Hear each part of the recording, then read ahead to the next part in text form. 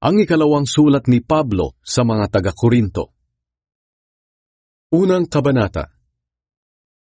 Mula kay Pablo na apostol ni Kristo Jesus, ayon sa kalooban ng Diyos, kasama si Timoteo na ating kapatid. Mahal kong mga kapatid sa Iglesia ng Diyos diyan sa Korinto, kasama ang lahat ng mga pinabanal ng Diyos sa Akaya. Sumainyo nawa ang biyaya at kapayapaang galing sa Diyos na ating Ama at sa Panginoong Hesukristo. Pasasalamat sa Diyos. Purihin ang Diyos at Ama ng ating Panginoong Hesukristo. Siya'y maawaing Ama at Diyos na laging nagpapalakas ng ating loob. Pinalalakas niya ang ating loob sa lahat ng ating paghihirap, para sa pamamagitan ng kalakasan ng loob na ibinigay sa atin ng Diyos, ay mapalakas din natin ang loob ng ibang naghihirap. Sapagkat kung gaano karami ang mga paghihirap natin dahil kay Kristo, ganoon din karaming beses niyang pinalalakas ang ating loob. Kung naghihirap man kami, ito'y para mapalakas ang inyong loob, at para kayo'y maligtas. At kung pinalakas man ng Diyos ang aming loob, ito'y para mapalakas din ang loob ninyo. Nang sa ganoon ay makayanan ninyo ang mga paghihirap na tulad ng dinaranas namin. Kaya malaki ang aming pag-asa para sa inyo, dahil alam namin na kung naghihirap kayo tulad namin, palalakasin din ng Diyos ang inyong loob, tulad ng sa amin. Mga kapatid, gusto naming malaman ninyo ang mga paghihirap na dinanas namin sa lalawigan ng Asya. Napakabigat ng mga dinanas namin doon. Halos hindi na namin nakayanan at nawalan na kami ng pag-asang mabuhay pa. Ang akala namin noon ay katapusan na namin. Ngunit nangyari ang lahat ng iyon para matuto kami na huwag magtiwala sa aming sarili, kundi sa Diyos na siyang bumubuhay ng mga patay. Iniligtas niya kami sa malagim na kamatayan at patuloy niya kaming ililigtas. At umaasa kami na patuloy niyang gagawin ito sa tulong ng inyong mga panalangin. Sa ganoon, marami ang magpapasalamat sa Diyos dahil sa mga pagpapalang tatanggapin namin mula sa Kanya bilang sagot sa mga panalangin ng marami. Nagbago ng plano si Pablo. Isang bagay ang maipagmamalaki namin. Namumuhay kaming matuwid at tapat sa harap ng lahat ng tao, lalong-lalo na sa inyo. Nagawa namin ito hindi sa pamamagitan ng karunungan ng mundo, kundi dahil sa biyaya ng Diyos. At pinatutunayan ng aming konsensya na talagang totoo itong aming ipinagmamalaki. Sapagkat wala kaming isinusulat sa inyo na hindi ninyo mabasa o maintindihan. Kahit na hindi nyo pa kami kilalang mabuti, umaasa akong darating ang araw na makikilala nyo kami ng lubusan para maipagmalaki ninyo kami sa araw ng pagdating ng Panginoong Hesus at maipagmamalaki rin namin kayo. Dahil sa tiwalang ito, binalak kong bisitahin kayo noong una para makatanggap kayo ng dobleng pagpapala sa pagbisita ko sa inyo ng 2 beses.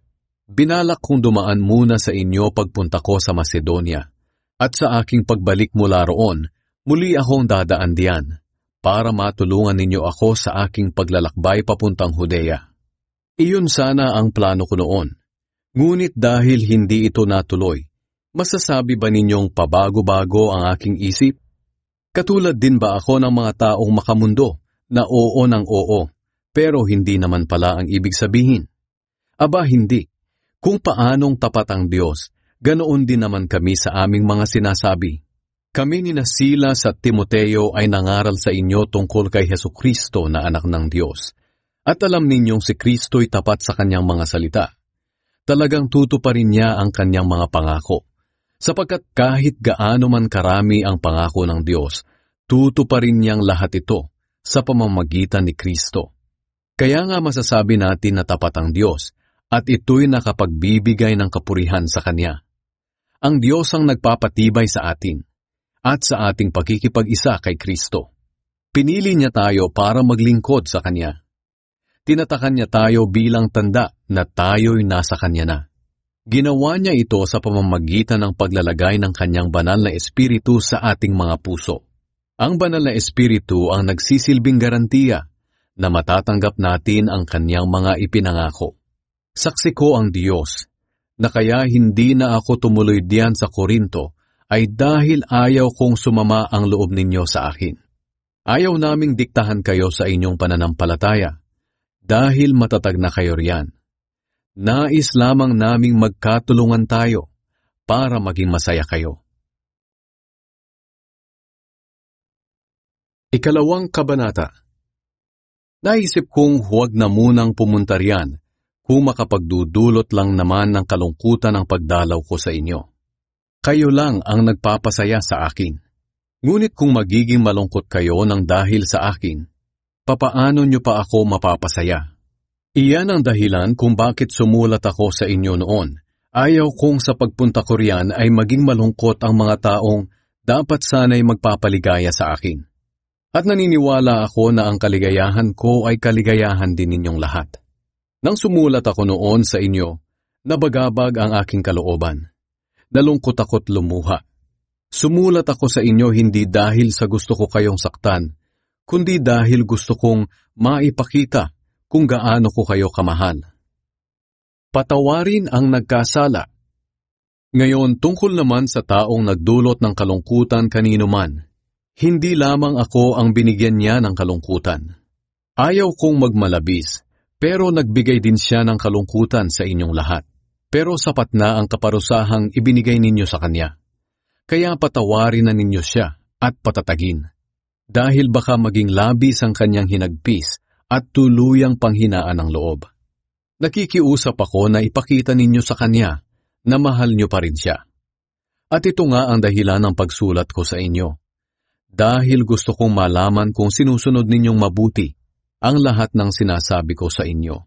Kung pinatawad na ninyo ang taong nagkasala, pinatawad ko na rin siya. At kung nagpatawad man ako, saksi si Kristo na ginawa ko iyon alang-alang sa inyo. Nararapat lamang na magpatawad tayo para hindi tayo madaig ni Satanas. Alam naman natin ang mga binabalak niyang masama. Si Pablo sa Troas. Nang dumating ako sa Troas para ipangaral ang magandang balita tungkol kay Kristo, binigyan ako ng Panginoon ng magandang pagkakataon na magawa iyon. Pero hindi ako mapalagay dahil hindi ko nakita roon ang kapatid nating si Tito. Kaya nagpaalam ako sa mga mananampalataya roon at pumunta sa Macedonia. Tagumpay sa pamamagitan ni Kristo. Salamat sa Diyos dahil lagi siyang nasa unahan natin sa parada ng tagumpay. Ginagawa niya ito dahil tayo ay na kay Kristo. Saan man kami pumunta, ginagamit kami ng Diyos para ipakilala si Kristo sa mga tao. At itong ipinapalaganap namin ay parang halimuyak ng pabango. Para kaming mabangong handog na iniaalay ni Kristo sa Diyos at naaamoy ng mga taong naliligtas at nang napapahamak. Sa mga napapahamak, para kaming nakamamatay na amoy. Ngunit sa mga naliligtas, para kaming halimuyak na nagbibigay buhay. Sino ang may kakayahang gampanan ng gawaing ito? Hindi kami tulad ng marami riyan na ginagawang negosyo ang salita ng Diyos para magkapera. Alam naming nakikita kami ng Diyos. Kaya bilang mga mananampalataya ni Kristo at sugo ng Diyos, tapat naming ipinangangaral ang kanyang salita. Ikatlong kabanata. Baka sabihin ninyong pinupuri na naman namin ang aming mga sarili. Hindi kami katulad ng iba riyan na kailangan ng rekomendasyon para tanggapin ninyo. At pagkatapos, hihingi naman ng rekomendasyon mula sa inyo para tanggapin din sa ibang lugar. Hindi na namin kailangan ito. Dahil kayo na mismo ang aming rekomendasyon na nakasulat sa aming puso. Sapagkat ang pamumuhay ninyo ay parang sulat na nakikita at nababasa ng lahat. Malinaw na ang buhay ninyo ay parang isang sulat mula kay Kristo na isinulat sa pamamagitan namin. At hindi tinta ang ginamit sa sulat na ito, kundi ang Espiritu ng Diyos na buhay. At hindi rin ito isinulat sa malapad na mga bato, kundi sa puso ng mga tao. Nasasabi namin ang mga ito dahil sa mga ginagawa ni Kristo sa pamamagitan namin at dahil sa aming pagtitiwala sa Diyos. Kung sa aming sarili lamang, wala kaming sapat na kakayahang gawin ito. Lahat ng aming kakayahan ay mula sa Diyos. Siya ang nagbigay sa amin ng kakayahan para maipahayag namin ang kanyang bagong pamamaraan para mailapit ang mga tao sa kanya. At ang bagong pamamaraan na ito ay hindi ayon sa isinulat na kautusan, kundi sa pamamagitan ng Espiritu. Sapagkat ang kautusan ay nagdudulot ng kamatayan, ngunit ang Espiritu ay nagbibigay buhay. Noong ibinigay ng Diyos kay Moises ang kautusan na nakasulat sa malapad na mga bato, hindi matingnan ng mga Israelita ang mukha ni Moises dahil nasisilaw sila.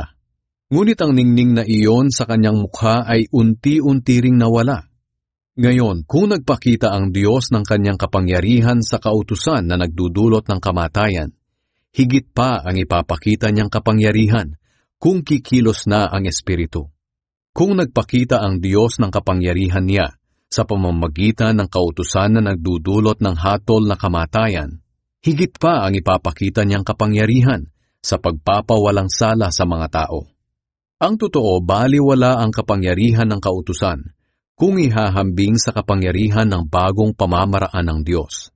Kung may kapangyarihang ipinakita ang Diyos sa pamamagitan ng kautusan na lumilipas, higit pa ang kapangyarihang ipinapakita niya sa bagong pamamaraang ito na nananatiling magpakailanman. At dahil sa pag-asa naming ito, malakas ang aming loob na ipahayag ang salita ng Diyos. Hindi kami tulad ni Moises na nagtakip ng mukha para hindi makita ng mga Israelita ang liwanag sa kanyang mukha na unti-unting nawawala. Ang totoo, hindi naintindihan ng mga Israelita ang kahulugan nito noon dahil may nakatakip sa kanilang isipan. At kahit ngayon, may nakatakip pa rin sa kanilang isipan habang binabasa nila ang dating kasunduan. At maaalis lamang ito kapag ang isang tao'y na kay Kristo. Totoong hanggang ngayon ay may nakatakip sa kanilang isipan habang binabasa nila ang mga isinulat ni Moises. Ngunit kung lalapit ang tao sa Panginoon, maaalis ang takip sa kanyang isipan. Ngayon, ang binabanggit ditong Panginoon ay ang banal na Espiritu. At kung ang Espiritu ng Panginoon ay nasa isang tao, malaya na siya. At dahil naalis na ang takip sa ating isipan, nakikita na natin ang kapangyarihan ng Panginoon. At ang kapangyarihang ito ay mula sa Panginoon na siyang banal na Espiritu, ang siyang unti-unting bumabago sa atin hanggang tayo'y maging katulad niya. Ika-4 na kabanata. Kayamanan sa palayok. Dahil sa awa ng Diyos, pinili niya kami para ipahayag ang kanyang bagong pamamaraan sa pagpapawalang sala sa mga tao. Kaya naman hindi kami pinanghihinaan ng loob. Tinalikuran namin ang mga kahiya-hiya at patagong gawain. Hindi kami nanlilinlang at hindi rin namin binabaluktot ang salita ng Diyos. Pawang katotohanan ang ipinangangaral namin. Alam ito ng Diyos at malinis ang aming konsensya sa harap ng tao. Ngunit kung may mga hindi nakakaintindi sa magandang balita na aming ipinapahayag, ito ay ang mga taong napapahamak. Ayaw nilang maniwala sa magandang balita dahil ang kanilang mga isipan ay binulag ni Satanas na naghahari sa mundong ito. Binulag niya sila para hindi nila maintindihan ang magandang balita tungkol sa kapangyarihan ni Kristo na siyang larawan ng Diyos. Hindi namin ipinangangaral ang aming mga sarili, kundi si Hesukristo na siyang Panginoon. Naglilingkod kami sa inyo dahil kay Jesus, sapagkat ang Diyos na nagsabing, magkaroon ng liwanag sa kadiliman, ang siya ring nagbigay liwanag sa aming mga isipan para maunawaan namin ang kapangyarihan ng Diyos na nahayag kay Hesukristo.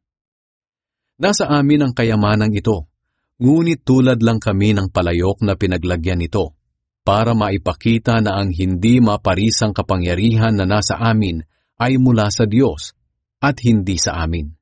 Sa aming pangangaral, ginigipit kami sa lahat ng paraan, pero hindi kami nalulupig. Kung minsan kami ay naguguluhan, pero hindi kami nawawalan ng pag-asa. Maraming umuusig sa amin, ngunit hindi kami pinapabayaan ng Diyos.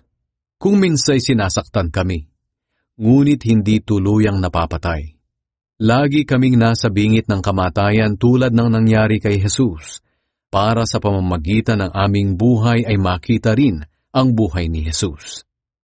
Lagi kaming nasa bingit ng kamatayan dahil sa paglilingkod namin kay Jesus, para sa pamamagitan ng aming katawang may kamatayan, makita ng lahat ang buhay ni Jesus.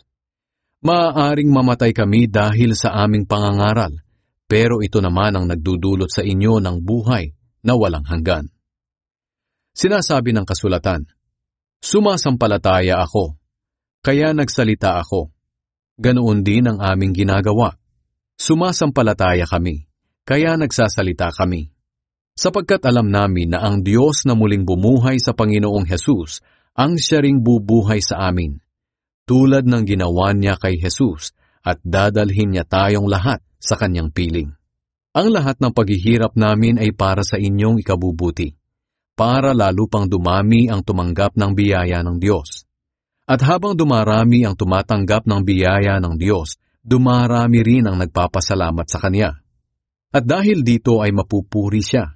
Iyan ang dahilan kung bakit hindi kami pinanghihinaan ng loob.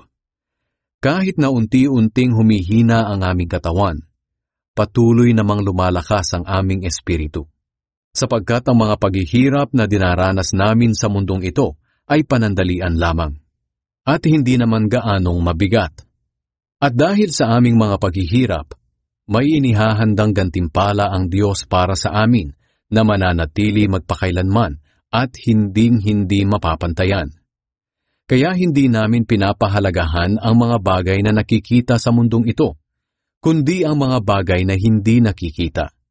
Sapagkat ang mga bagay na nakikita ay panandalian lamang, pero ang mga bagay na hindi nakikita ay walang hanggan. Ikalimang kabanata. Ang bagong katawan.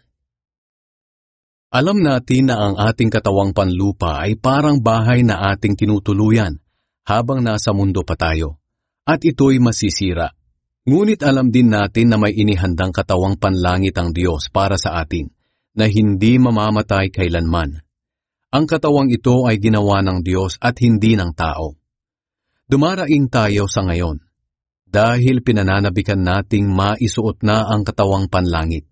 At kapag nangyari ito, hindi matatagpuang hubad ang ating kaluluwa. Habang nandito pa tayo sa ating katawan, dumadaing tayo dahil sa mga paghihirap, hindi dahil sa gusto na nating mamatay, kundi dahil sa gusto na nating magkaroon ng bagong katawan para mapalitan na ang katawang may kamatayan ng katawang walang kamatayan. Ang Diyos na rin ang siyang naghanda sa atin para tanggapin natin ang bagong katawan. At bilang katiyakan, ibinigay niya sa atin ang kanyang banal na espiritu. Kaya panatag ang aming kalooban kahit na alam namin na habang nabubuhay pa tayo sa ating katawan, ay wala pa tayo sa tahanan ng Panginoon. Sapagkat namumuhay tayo sa pananampalataya at hindi ayon sa mga bagay na nakikita. Hindi kami pinanghihinaan ng loob, kahit na mas gusto naming iwanan ang aming katawan at makapiling na ang Panginoon. Kaya naman sinisikap naming malugod ang Diyos sa amin, maging dito man o sa piling na niya, sapagkat haharap tayong lahat kay Kristo para hatulan. Tatanggapin ng bawat isa ang nararapat na kabayaran sa kanyang mga ginawa, mabuti man o masama, nang nabubuhay pa siya sa mundong ito. Nakabalik tayo sa Diyos dahil kay Kristo. Kaya nga dahil may takot kami sa Panginoon, ginagawa namin ang lahat para mahikayat ang mga tao na manumbalik sa Kanya. Alam ng Diyos ang tunay naming pagkatao, at umaasa akong alam din ninyo ito. Hindi dahil sa ibinibida na naman namin ang aming sarili, kundi dahil gusto namin na may maipagmalaki kayo tungkol sa amin, para may maisagot kayo sa mga taong pumupuri lamang sa mga bagay na panlabas at hindi sa nilalaman ng puso. Kung magmukha man kaming nasisiraan ng bait, ito'y para sa Diyos. At kung kami naman ay matino, ito'y para sa inyong kapakanan. Sapagkat ang pag-ibig ni Kristo ang siyang nag-uudyok sa amin na sundin ang kanyang kalooban. Kumbinsido kami na namatay si Kristo para sa lahat, kaya maituturing din na namatay ang lahat. Namatay siya para sa lahat. Para ang lahat ng nabubuhay ngayon ay hindi na mamumuhay para sa sarili, kundi para sa Kanya na namatay at nabuhay para sa kanila. Kaya ngayon, hindi na namin tinitingnan ng mga tao ayon sa batayan ng mga hindi kumikilala sa Diyos. Noong una ganoon ang pagtingin namin kay Kristo, pero hindi na ngayon. Ang sinumang na kay Kristo ay isa ng bagong nilalang. Wala na ang dati niyang pagkatao. Binago na siya. Ang lahat ng ito ay gawa ng Diyos na nagpanumbalik sa atin sa Kanya sa pamamagitan ni Kristo. At ibinigay niya sa amin ang tungkuling papanumbalikin ng mga tao sa Kanya. At ito nga ang aming ibinabalita. Pinapanumbalik ng Diyos ang mga tao sa Kanya sa pamamagitan ni Kristo. At hindi na ibinibilang na laban sa kanila ang kanilang mga kasalanan. At kami ang Kanyang pinagkatiwalaan na magpahayag ng mensaheng ito. Kaya nga mga sugo kami ni Kristo, at sa pamamagitan namin, nakikiusap ang Diyos sa inyo na manumbalik na kayo sa Kanya. Kailan may hindi nagkasala si Kristo, ngunit alang-alang sa atin, itinuring siyang makasalanan, para sa pamamagitan niya ay maituring tayong matuwid ng Diyos. Ika-6 na kabanata. Bilang mga katuwang sa gawain ng Diyos, nakikiusap kami sa inyo na huwag ninyong baliwalain ang biyaya ng Diyos na inyong natanggap, sapagkat sinabi ng Diyos, "Dininig kita sa tamang panahon, at tinulungan kita sa araw ng kaligtasan." Kaya makinig kayo, ngayon na ang tamang panahon, ngayon na ang araw ng kaligtasan. Hindi kami gumagawa ng kahit ano na ikatitisod ng ibang tao, para hindi mapintasan ang paglilingkod namin sa Diyos. Sa lahat ng aming ginagawa, sinisikap naming ipakita na kami ay totoong mga lingkod ng Diyos. Tinitiis namin ang anumang hirap, pasakit at kagipitan. Nakaranas kami ng pambubugbog, pagkakakulong, at panggugulo ng mga tao. Nagsikap kami ng husto, at kung minsan ay wala pang tulog at wala ring pagkain. Pinatunayan namin sa lahat na kami ay mga tunay na lingkod ng Diyos sa pamamagitan ng aming malinis na pamumuhay, kaalaman, pagtitiyaga, kagandahang loob, sa pamamagitan ng patnubay ng banal na Espiritu sa amin, sa tapat na pag-ibig at pananalita, at sa pamamagitan ng kapangyarihan ng Diyos. Ang matuwid naming pamumuhay ang aming sandata na panlaban at pananggalang sa kaaway. Bilang mga lingkod ng Diyos, naranasan naming parangalan at siraan ng kapwa, purihin ng iba at laitin ng iba. Pawang katotohanan ang aming mga sinasabi, ngunit itinuturing kaming mga sinungaling. Kami ay tanyag, ngunit hindi kinikilala. Lagi kaming nasa bingit ng kamatayan, ngunit buhay pa rin hanggang ngayon. Dinidisiplina kami ng Diyos, pero hindi pinapatay. May mga nagpapalungkot sa amin, ngunit lagi pa rin kaming masaya. Mahirap lang kami, ngunit marami kaming pinapayaman. Kung tungkol sa mga bagay dito sa mundo, wala kaming masasabing amin. Ngunit ang totoo, kami ang nagmamay-ari sa lahat ng mga bagay. Mga taga-Korinto, naging tapat kami sa aming pananalita sa inyo dahil mahal na mahal namin kayo. Hindi kami nagkulang sa pagmamahal sa inyo. Kayo ang nagkulang sa pagmamahal sa amin. Nakikiusap ako sa inyo tulad ng isang ama sa kanyang mga anak. Mahalin ninyo ako tulad ng pagmamahal ko sa inyo. Huwag makikiisa sa mga hindi mananampalataya. Huwag kayong makiisa sa mga hindi mananampalataya, sapagkat hindi maaaring magkaisa ang kabutihan at kasamaan. Gaya ng liwanag at dilim, hindi rin sila maaaring magsama. At kung paanong hindi magkasundo si Kristo at si Satanas, ganoon din naman ang mananampalataya at ang hindi mananampalataya. Hindi maaaring magsama ang mga Diyos-Diyosan at ang Diyos sa iisang templo. At tayo ang templo ng Diyos na buhay. Gaya ng sinabi ng Diyos, "Mananahan ako't mamumuhay sa kanilang piling. Ako'y magiging Diyos nila, at sila'y magiging mga taong sakop ko. Kaya lumayo kayo at humiwalay sa kanila. Layuan ninyo ang itinuring na marumi at tatanggapin ko kayo. At ako'y magiging ama ninyo, at kayo na may magiging mga anak ko. Ako ang Panginoong makapangyarihan, ang nagsasabi nito. Ikapitong kabanata.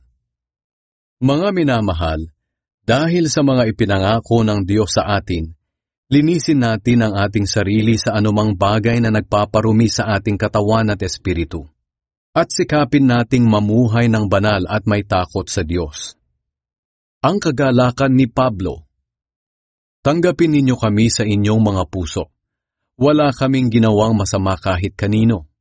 Hindi namin siniraan o dinaya ang sinuman. Hindi ko sinasabi ito para ipahiya kayo.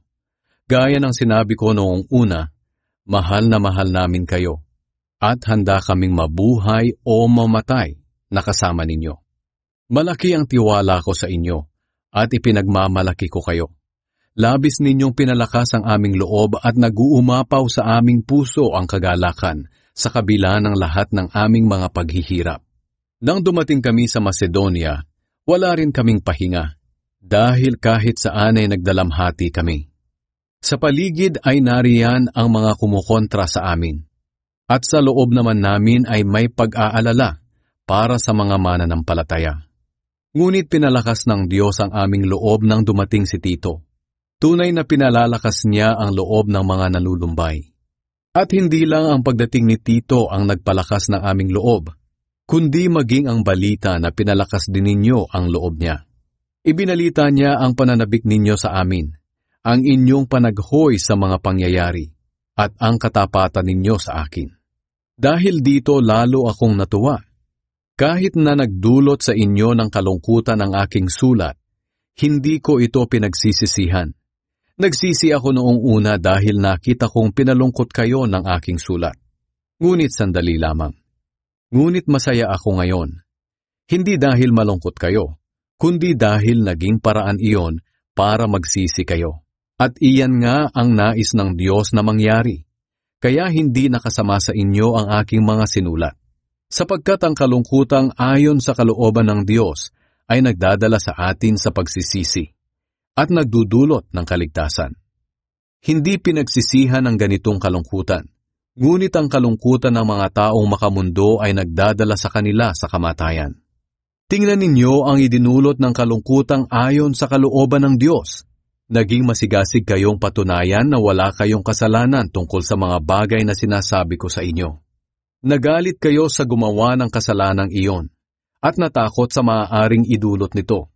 Naging masigasig kayong maibalik ang dati nating samahan. Pinarusahan ninyo ang nagkasala, at pinatunayan ninyo sa lahat ng paraan na wala kayong kinalaman sa kasalanang iyon. Ang dahilan ng pagsulat ko ay hindi para tuligsain ang nagkasala, o ipagtanggol ang ginawan niya ng kasalanan, kundi para maipakita ninyo sa presensya ng Diyos kung gaano kayo katapat sa amin. At dahil dito pinalakas ninyo ang aming loob, at lalo pa kaming sumigla nang makita naming masaya si Tito dahil sa kasiyahang naranasan niya sa inyong piling. Ipinagmalaki ko kayo sa kanya, at napatunayan niyang totoo ang sinabi ko sa kanya tungkol sa inyo. Kaya hindi ako napahiya. At sa tuwing naaalala ni Tito ang inyong pagkamasunurin at ang inyong pagtanggap at paggalang, lalo kayong napapamahal sa kanya. At masaya naman ako, dahil mapagkakatiwalaan ko kayo ng lubos. Ikawalong kabanata. Ang pagtutulungan ng mga Kristiyano. Ngayon mga kapatid, nais kong malaman ninyo ang ginawa ng mga iglesia sa Macedonia dahil sa biyaya ng Diyos sa kanila. Kahit na dumaranas sila ng maraming pagsubok, masayang-masaya pa rin sila. Kaya nga naging lubos silang mapagbigay sa kabila ng kanilang matinding kahirapan. Makapagpapatotoo ako sa inyo na kusang loob silang nagbigay at higit pa nga sa kanilang makakaya. Sapagkat sila na mismo ang paulit-ulit na nakiusap sa amin na bigyan sila ng pagkakataong makatulong sa mahihirap na mga mananampalataya. At higit pa nga sa aming inaasahan ang kanilang ginawa, dahil una sa lahat, inialay nila ang kanilang mga sarili sa Panginoon at sa amin, ayon sa kalooban ng Diyos. Dahil sa kanilang ginawa ay pinakiusapan namin si Tito na bumalik sa inyo at tapusin ang inumpisahan niyang pangongolekta ng inyong tulong para sa mga kapatid sa Judea. Kayong mga nasa Korinto ay nangunguna sa lahat ng bagay. Malakas ang inyong pananampalataya, magaling kayong magturo, marami kayong alam, masipag sa paglilingkod sa Diyos, at malaki ang inyong pag-ibig sa amin. Kaya gusto namin na manguna rin kayo sa pagbibigay. Hindi sa inuutusan ko kayo. Sinasabi ko lamang sa inyo ang ginagawang pagtulong ng iba para maipakita rin ninyo sa amin na tunay ang inyong pagmamahal. Sapagkat alam naman ninyo ang biyayang ipinakita ng ating Panginoong Hesukristo, na kahit na mayaman siya doon sa langit, ay nagpakadukha siya dito sa mundo, alang-alang sa atin, para sa pamamagitan ng kanyang kahirapan ay maging mayaman tayo. Kaya ito ang maipapayo ko sa inyo. Makabubuti kung ipagpapatuloy ninyo ang inumpisahan ninyong pagbibigay noong nakaraang taon. Kayo ang unang nakaisip nito, at kayo rin ang unang nagsagawa. Kaya ituloy ninyo ito. Pagsikapan ninyong tapusin ang gawain na masigasig ninyong inumpisahan, at magbigay kayo sa abot ng inyong makakaya. Sapagkat kung kusang loob ang inyong pagbibigay, tatanggapin ng Diyos ang anumang makayanan ninyo. Hindi niya kayo pinagbibigay ng hindi ninyo kaya. Hindi ko sinasabi na magbigay kayo para guminhawa ang iba at kayo naman ang maghirap, kundi para magkaroon ng pagkakapantay-pantay sa ating kalagayan. Sa ngayon ay masagana kayo, kaya nararapat lamang na tulungan ninyo ang nangangailangan. Sa panahon na kayo naman ang mangailangan, at sila ang masagana, sila naman ang tutulong sa inyo. Sa ganoon makakapantay-pantay ang kalagayan ng isa't isa. Ayon nga sa kasulatan, ang nagtipon ng marami ay hindi sumobra, at ang nagtipon ng kaunti ay hindi naman kinulang.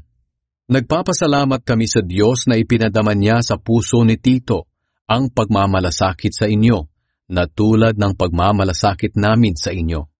Sapagkat hindi lang siya sumang-ayon sa aming pakiusap, kundi siya na rin mismo ang may gustong pumunta riyan. Pasasamahin namin sa kanya ang isa sa mga kapatid natin na kilala sa lahat ng iglesia, dahil sa paglilingkod niya para sa magandang balita. Hindi lang iyan, siya rin ang pinili ng mga iglesia na sumama sa amin para magdala ng tulong sa mga nangangailangan, nang sa ganoon ay maparangalan ng Panginoon at maipakita namin na talagang gusto naming makatulong. Isinusugo namin siya kasama si Tito dahil nais naming maiwasang may masabi ang iba tungkol sa pangangasiwa namin sa malaking tulong na ito. Sapagkat sinisikap naming gawin ang tama, hindi lamang sa paningin ng Panginoon, kundi maging sa paningin ng tao. Kasama nila sa pagpunta riyan ang isa pang kapatid sa pananampalataya na subok na namin sa maraming bagay, at nakita namin ang kanyang sigasig sa pagtulong. At higit pa nga ang kanyang sigasig ngayon, dahil malaki ang kanyang tiwala sa inyo. Tungkol naman kay Tito, siya ang kasama at katulong ko sa aking mga gawain diyan sa inyo. Tungkol naman sa mga kapatid na kasama niya, sila ang mga kinatawan ng mga iglesia. Ang kanilang pamumuhay ay isang karangalan para kay Kristo. Kaya ipakita ninyo sa kanila ang inyong pagmamahal, para mapatunayan nila na talagang totoo ang pagmamalaki namin sa inyo. At malaman din ito ng ibang iglesia sa pamamagitan nila. Ikasyam na kabanata. Hindi ko na kinakailangang sumulat pa sa inyo tungkol sa pagtulong sa mga pinabanalang Diyos sa Judea, dahil alam ko namang gustong-gusto ninyong tumulong. Ipinagmamalaki ko pa nga ito sa mga taga-Macedonia. Sinasabi ko sa kanila na mula pa noong nakaraang taon, kayong mga taga-Akaya ay handa nang magbigay ng tulong, at ito nga ang nagtulak sa karamihan sa kanila na magbigay din. Kaya nga pinauna ko na riyan sina Tito, para matiyak na handa na kayo sa inyong tulong gaya ng ipinagmalaki ko sa mga taga-Macedonia. Sa ganoon, Hindi nila masasabi na walang kwenta ang pagmamalaki namin tungkol sa inyo. Sapagkat kung dumating ako riyan kasama ang ilang mga taga-Macedonia at makita nilang hindi pa pala kayo handa sa inyong ibibigay gaya ng sinabi ko sa kanila, mapapahiya ako at pati na rin kayo. Kaya nga naisip kong paunahin ang mga kapatid na ito sa akin, para habang hindi pa ako nakakarating, ay malikom na ang inyong mga ipinangakong tulong. At sa ganitong paraan makikita ng mga tao na kusang loob ang inyong pagbibigay, at hindi dahil napilitan lamang. Tandaan ninyo ito, ang naghahasik ng kaunti ay umaani ng kaunti, at ang naghahasik ng marami ay umaani ng marami. Ang bawat isa sa inyo ay magbigay ng ayon sa sariling kapasyahan, nang walang pag-aatubili, at hindi sa pilitan, dahil mahal ng Diyos ang mga nagbibigay ng may kagalakan. At magagawa ng Diyos na ibigay sa inyo ang higit pa sa inyong mga pangangailangan, para sa lahat ng panahon ay maging sapat kayo sa lahat ng bagay. At lagi ninyong matutulungan ang iba, gaya ng sinasabi sa kasulatan. Namigay siya sa mga dukha, kailanman ay hindi makakalimutan ang kanyang mabubuting gawa. Ang Diyos na nagbibigay ng binhi sa magsasaka at tinapay na makakain, ang siya ring magbibigay ng inyong mga pangangailangan, para lalo pa kayong makatulong sa iba. Pasasaganain kayo ng Diyos sa lahat ng bagay, para lagi kayong makatulong sa iba.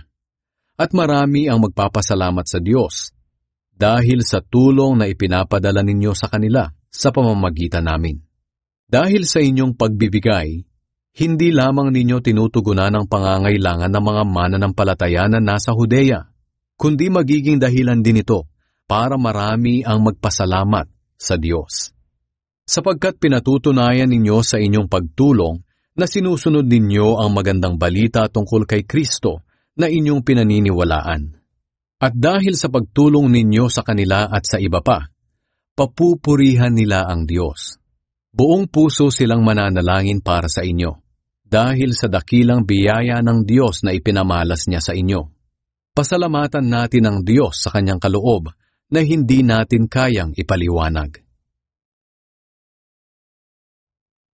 Ikasampung Kabanata. Ang sagot ni Pablo sa mga kumakalaban sa kanya. Mayroong mga nagsasabi sa inyo na akong si Pablo ay matapang lamang sa sulat, pero maamo kapag harap-harapan. Nakikiusap ako sa inyo ng may kababaang loob tulad ni Kristo, na huwag sana ninyo akong piliting magpakita ng tapang pagdating ko riyan. Sapagkat handa kong harapin ang nagsasabi sa inyo na makamundo raw ang pamumuhay namin. Kahit na namumuhay kami rito sa mundo, hindi kami nakikipaglaban sa mga kumokontra sa katotohanan ng ayon sa pamamaraan ng mundo. Sa halip ang kapangyarihan ng Diyos ang aming armas. Iyon ang aming ginagamit na panlaban sa mga maling pangangatuwiran ng mga taong mapagmataas at ayaw maniwala sa mga turo ng Diyos. Sinisira namin ang kanilang maling pangangatuwiran na tulad ng matibay na pader na humahad lang sa kanila na makilala ang Diyos. Kinukumbinsi namin silang sundin ang mga utos ni Kristo. At kung matiyak naming lubos na kayong masunurin, handa na kaming parusahan ang lahat ng suwail. Ang problema sa inyo ay tumitingin lamang kayo sa panlabas na anyo. Isipin nga ninyong mabuti, kung may nagtitiwalang siya'y kay Kristo, dapat niyang isipin na kami man ay kay Kristo rin. Kahit sabihing labis na ang pagmamalaki ko sa kapangyarihang ibinigay ng Panginoon sa akin, hindi ako nahihiya, sapagkat ang kapangyarihang ito ay ginagamit ko sa pagpapalagos sa inyong pananampalataya at hindi sa pagsira nito. Ayaw kong isipin ninyo na tinatakot ko kayo sa aking mga sulat, sapagkat may mga nagsasabi riyan na matapang ako sa aking mga sulat, pero kapag harapan na ay mahina at nagsasalita ng walang kabuluhan. Dapat malaman ng mga taong iyan na kung ano ang sinasabi namin sa aming sulat, ito rin ang gagawin namin kapag dumating na kami riyan. Hindi namin ibinibilang o ikinukumpara ang aming sarili sa mga iba na mataas ang tingin sa sarili. Mga hangal sila dahil sinusukat nila at kinukumpara ang kani-kanilang sarili. Pero kami ay hindi nagmamalaki sa mga gawaing hindi na namin sakop, kundi sa mga gawain lamang na ibinigay sa amin ng Diyos, at kasama na rito ang gawain namin sa inyo. Kung hindi kami nakarating diyan, pwede nilang sabihin na labis ang aming pagmamalaki. Pero ang totoo, kami ang unang dumating sa inyo at nangaral ng magandang balita tungkol kay Kristo. Kaya hindi labis ang aming pagmamalaki. Dahil hindi namin inaangkin at ipinagmamalaki ang pinaghirapan ng iba. Sa halip umaasa kami na sa paglago ninyo sa pananampalataya, ay lalawak pa ang gawain namin sa inyo, ayon sa ipinapagawa sa amin ng Diyos. Pagkatapos, maipangangaral naman namin ang magandang balita sa iba pang mga lugar na malayo sa inyo. Sapagkat ayaw naming angkinin at ipagmalaki ang pinaghirapan ng iba. Gaya ng sinasabi sa kasulatan, kung mayroong nais magmalaki, ipagmalaki na lang niya kung ano ang ginawa ng Panginoon. Sapagkat nalulugod ang Panginoon sa taong kanyang pinupuri at hindi sa taong pumupuri sa sarili. Ika-11 Kabanata. Si Pablo at ang mga nagkukunwaring apostol. Ipagpaumanhin ninyo kung ngayon ay magsalita ako na parang hangal. Makadiyos na pagseselos kasi ang nararamdaman ko para sa inyo. Sapagkat tulad kayo ng isang dalagang birhen na ipinangako kung ipapakasal sa isang lalaki, si Kristo. Pero nag-aalala ako na baka malin lang kayo tulad ni Eva, na nalin lang ng ahas, at mawala ang inyong taus-pusong hangaring sumunod kay Kristo. Sapagkat madali kayong napapaniwala ng kahit sinong dumarating diyan na nangangaral ng ibang Jesus, kaysa sa aming ipinangaral sa inyo. At tinatanggap din ninyo ang ibang uri ng espiritu at ang kanilang sinasabing magandang balita na iba kaysa sa inyong tinanggap sa amin.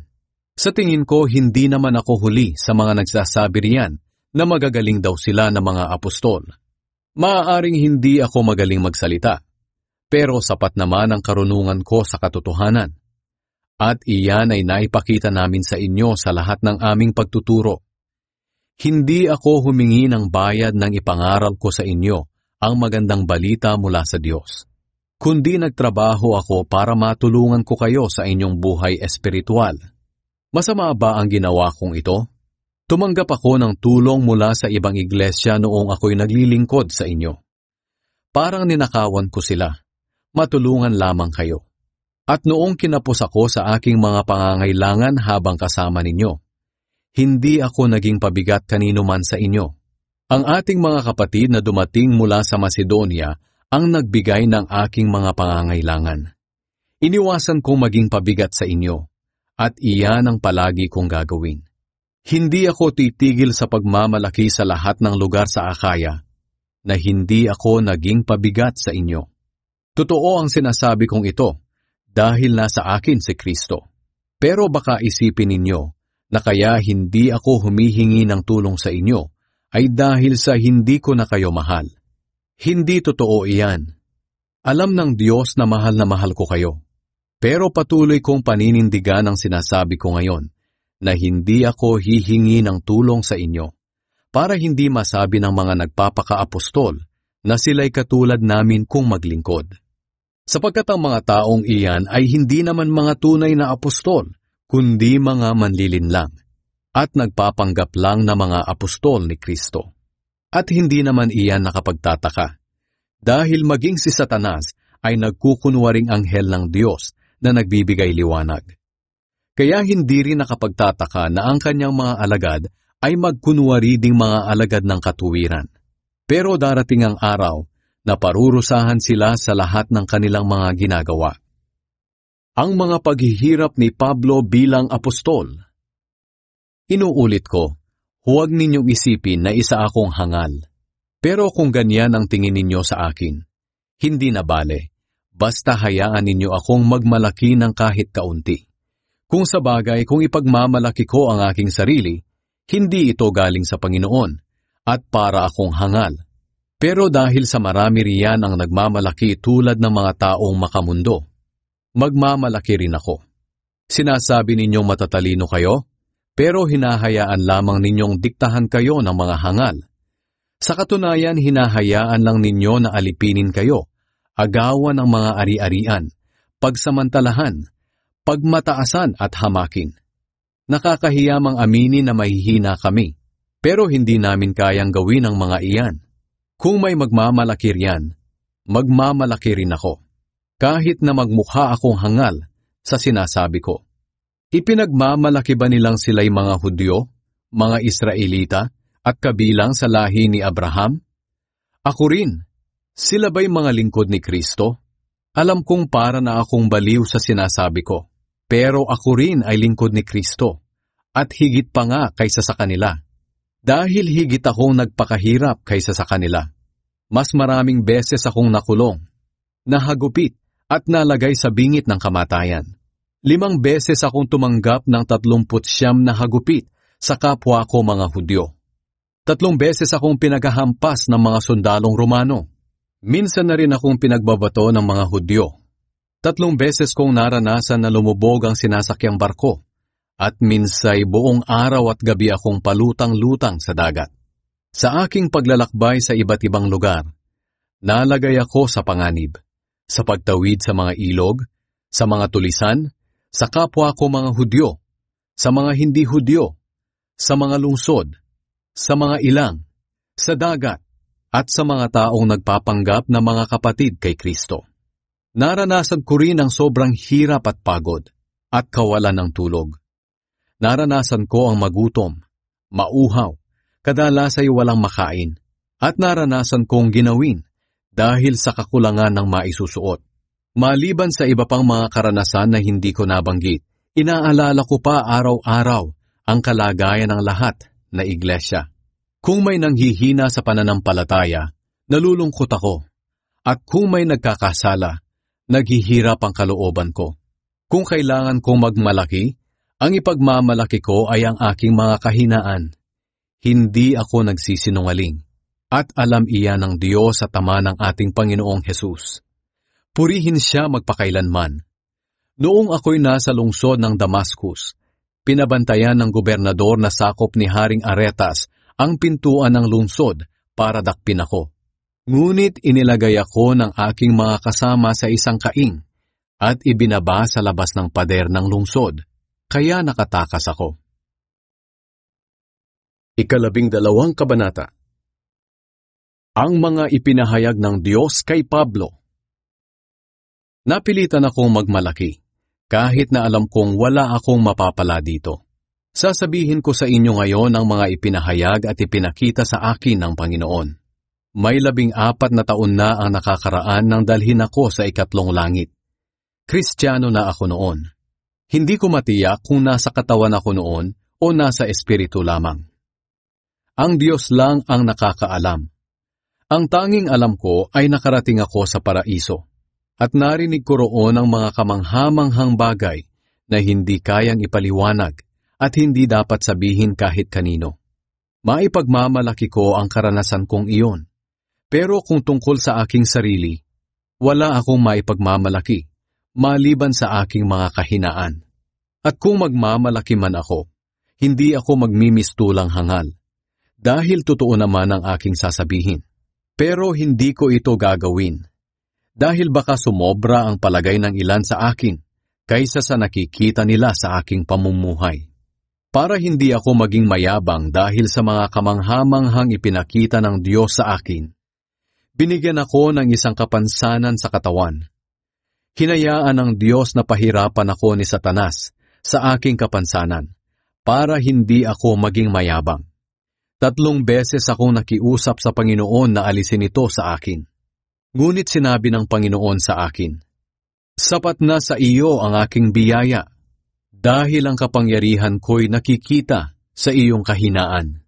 Kaya buong galak kong ipinagmamalaki ang aking mga kahinaan, nang sa ganoon ay lagi kong maranasan ang kapangyarihan ni Kristo. Dahil dito maligaya ako sa aking kahinaan, sa mga panlalait sa akin, sa mga pasakit, panguusig, at sa mga paghihirap alang-alang kay Kristo. Sapagkat kung kailan ako mahina, saka naman ako pinalalakas ng Diyos. Ang malasakit ni Pablo sa mga taga-Korinto. Para akong hangal sa aking pagmamalaki, pero kayo na rin ang nagtulak sa akin para gawin ito. Dapat sana'y pinuri ninyo ako sa mga nagpapanggap na mga apostol, pero hindi ninyo ito ginawa. Kahit na wala akong maipagmamalaki sa aking sarili, hindi naman ako nahuhuli sa mga taong iyan na magagaling daw na mga apostol. Pinatunayan ko sa inyo na ako'y tunay na apostol sa pamamagitan ng mga himala, kababalaghan, at iba pang mga kamanghamanghang gawain. Kung ano ang mga ginawa ko riyan sa inyo, ganoon din ang ginawa ko sa ibang mga iglesia, maliban na lamang sa hindi ko paghingi ng tulong sa inyo. Kung sa inyo'y isa itong pagkakamali, patawarin sana ninyo ako. Handa na ako ngayong dumalaw sa inyo sa ikatlong pagkakataon. At tulad ng dati, hindi ako hihingi ng tulong sa inyo, dahil kayo ang gusto ko at hindi ang inyong ari-arian. Para ko kayong mga anak. Di ba't ang mga magulang ang nag-iipon para sa kanilang mga anak at hindi ang mga anak para sa mga magulang? Ang totoo, ikaliligaya kong gugulin ang lahat at ialay pati ang aking sarili para sa inyo. Ngunit bakit katiting lang ang isinusukli ninyo sa sobra-sobrang pagmamahal ko sa inyo?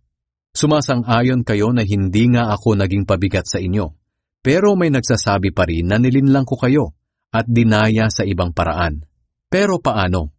Alam naman ninyong hindi ako nagsamantala sa inyo sa pamamagitan ng mga kapatid na pinapunta ko riyan.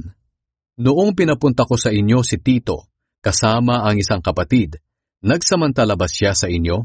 Hindi, sapagkat iisang espiritu ang aming sinusunod, at iisa ang aming layunin. Baka sa simula pa iniisip na ninyo na wala kaming ginagawa, kundi ipagtanggol ang aming sarili. Aba hindi, sa presensya ng Diyos at bilang mga Kristiyano, sinasabi namin sa inyo mga minamahal, na lahat ng aming ginagawa ay para sa ikatitibay ng inyong pananampalataya. Nag-aalala ako na baka pagdating ko riyan, ay makita ko kayong iba sa aking inaasahan, at makita rin ninyo akong iba sa inyong inaasahan. Baka maadatnan ko kayong nag-aaway-away, nag-iinggitan, nagkakagalit, nagmamaramot, nagsisiraan, nagchichismisan, nagpapayabangan, at nagkakagulo.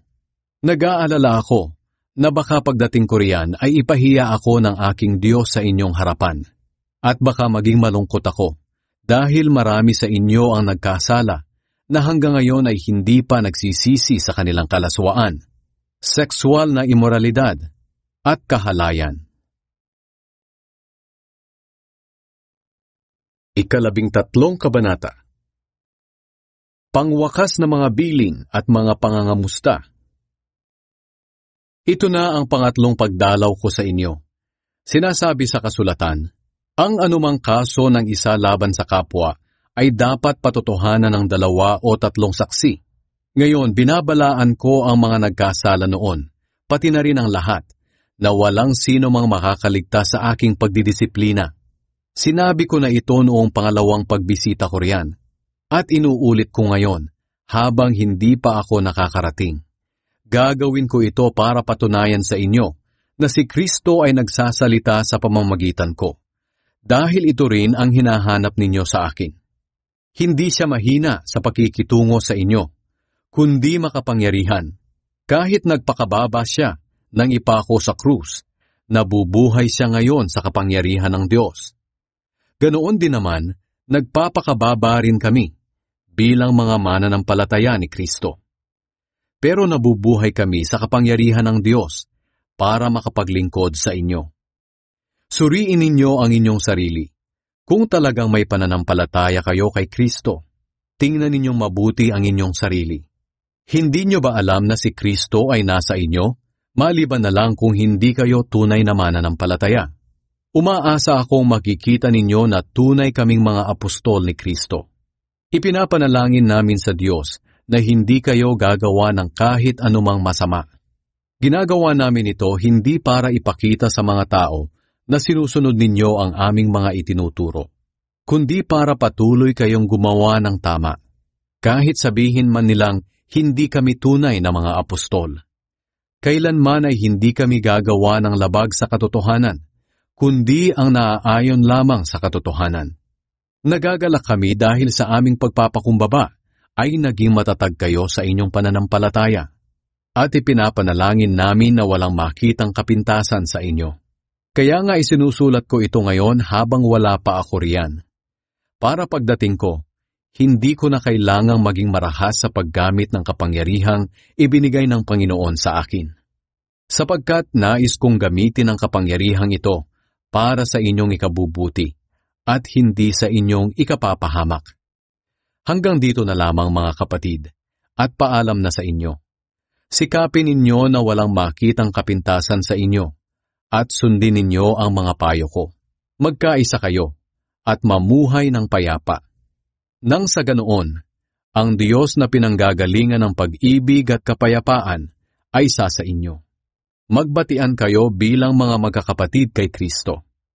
Kinukumusta kayong lahat ng mga mananampalataya rito. Naway sumainyong lahat ang biyaya ng ating Panginoong Hesukristo, ang pag-ibig ng Diyos, at ang pakikipag-isa ng banal na Espiritu.